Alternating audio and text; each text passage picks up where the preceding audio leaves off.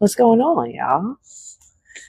It's week. I'm not going to count anymore because I lose track all the time. So I also have to work on not saying, starting every new topic of my sentence with so, right?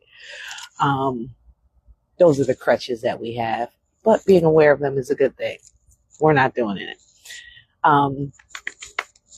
Let's get into it. We're still on the 8-limb path, making our way through. We did yamas and niyamas. We did asana. We did pranayama. So now we're getting into like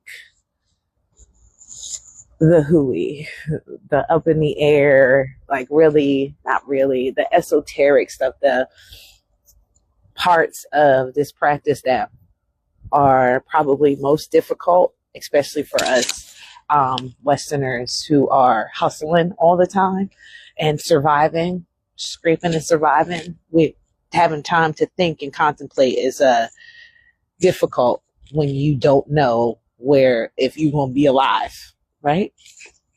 Let's call it what it is. If you don't know if you're going to be alive from one moment to the next, how do you have time to contemplate anything, to consider anything when your only function is survival?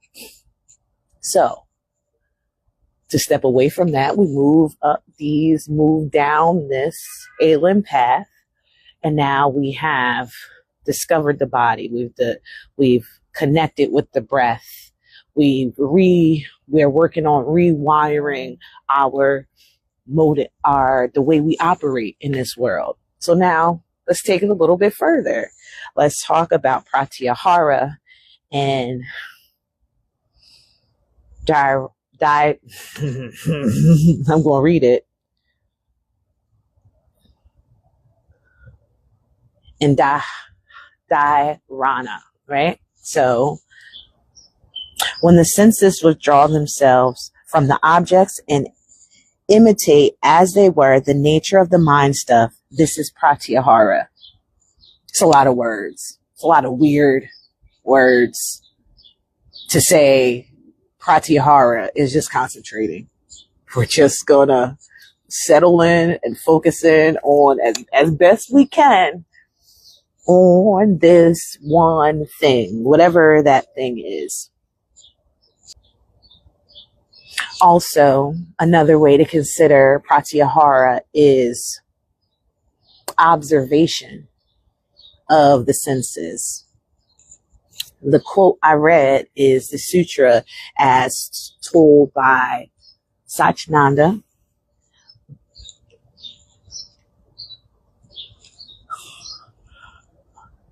And even though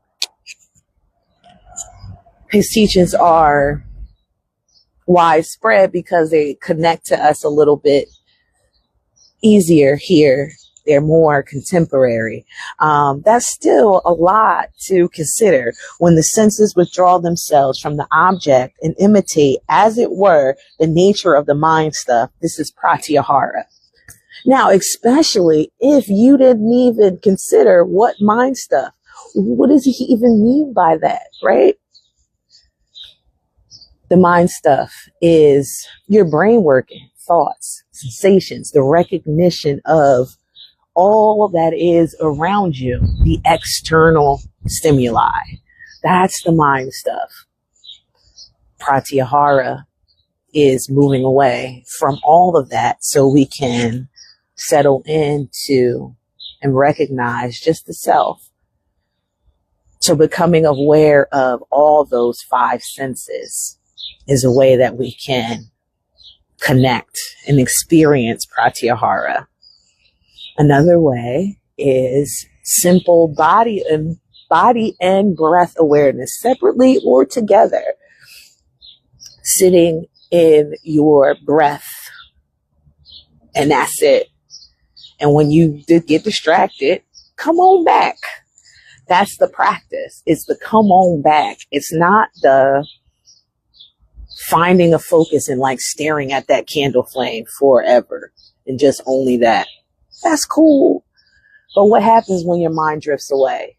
Can you come back to it, or do you like spiral and lose control? That's what the practice of Pratyahara is. It's the gentle come back, because our brains are going to brain, and that's okay. What happens after the brain brains? Can we move away from it? So coming to awareness of the body, of the breath, practicing 5 senses, awareness, being aware of your taste, of touch, of sensations, all of that are opportunities to practice your concentration. And that's Pratyahara. Very flighty idea. Just scrunch it down, scrunch it down. Just concentrate. It's not that serious. It's not. And once we've learned how to concentrate, to withdraw from the senses, we can move up, move into Dharana.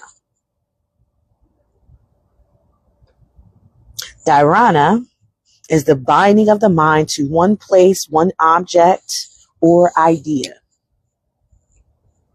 Contemplation. Simple as that. It is being able to come to whatever, a moment, an idea, a feeling, a place, a visualization. It's more focus. It's more control. But still there's that pop out, come back in, pop out, come back in. It's a practice of bringing yourself back to whatever that object, moment, sensation, feeling is. Deeper observation, contemplation of whatever it is. One of my favorite contemplative practices is loving kindness, because not only is it grounding, the world is a very difficult place to be in general. And we forget that most of the world is good because we are so inundated with the negative, with the trauma of life. We forget the beauty of it. Loving kindness is an opportunity to remind myself that I am loved, that I give it. I can give love to anybody. It's just a reminder that is the beginning. It's not the pain, the trauma, the turmoil, any of that. None of that is the point of any of this. Nobody is all bad. None of this is all bad. There is good in everything. And loving kindness, contemplations are an opportunity for me to remember that. You can also contemplate on a moment. That is can be very difficult for somebody who experiences anxiety, and whose anxiety shows up as rumination. Because rumination and contemplation can often look the same, but they're not. Contemplation is like we're moving towards a solution, a goal. We're working to smooth the sides of an issue. When we ruminate, it's usually spinning around on what we've done, what wrong we've done or wrong done to us, without any reflection on that other side, without any smoothing of these sides. Rumination does not give the opportunity for reflection. It's a spin, a spiral in the ick, the ugly, without a reflection of what the good is. We never see the other side of the coin when we ruminate. It's always what is terrible, what is bad. So if one of your superpowers, one of your neurospicy superpowers is rumination, I would avoid contemplating moments. That's just my suggestion. I tend to not, unless it's a moment that I'm trying to manifest. Once we have Pratyahara, Dharana, we move on to Dhyana, which is meditation. Now I'm going to talk more about meditation next week, because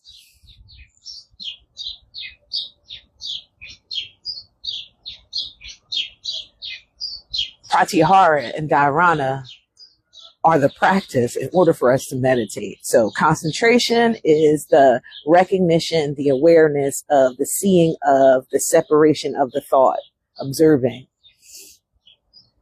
Pratyahara is contemplation of the thoughts, of the feelings, of the senses. Concentration of the thoughts, of the feelings, of the senses. Dharana is contemplation, so we get a little deeper into. But also, we drift away. Those are moments where we're going to drift away and then have to call ourselves back, because that is the practice. Once we get into Dhyana, there should be no calling back. That's the thing. There is no coming back. You just drop in and you just be in your moment. That's how you know you're meditating. In the sutras, Satchidananda just talks about meditation as getting lost in time. So you want to meditate for an hour, you set the timer, and if you feel that hour ticking away, if you measure that time moving, you're not meditating. You're not. And that's okay. It's okay. But if you sit in your seat and you meditate and you get up, the bell rings and you're like, I just sat down. You might have done something. And then also too, you can meditate out of a seat. Have you ever gone to a fitness class and been all in it, and you don't even realize that it's over until it's over? You meditated. It was just moving. Just moving. You had a singular focus and you was in it. You didn't go anywhere else. You stayed in your moment, in your body. And that's what meditation is. And it takes practice. That's why it's number 7, before number 8, before the final stage of all of this. We have to practice thinking and moving our bodies we have to practice thinking in a way that is going to be beneficial for us moving forward. So why do we meditate? For the same reasons that we practice asana, that we practice pranayama, is to bring up those icky bits in a controlled environment so we know how to deal with them.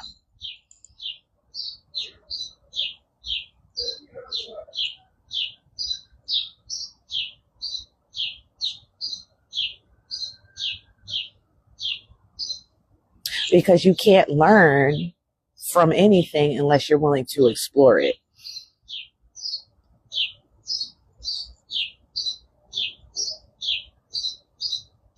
So why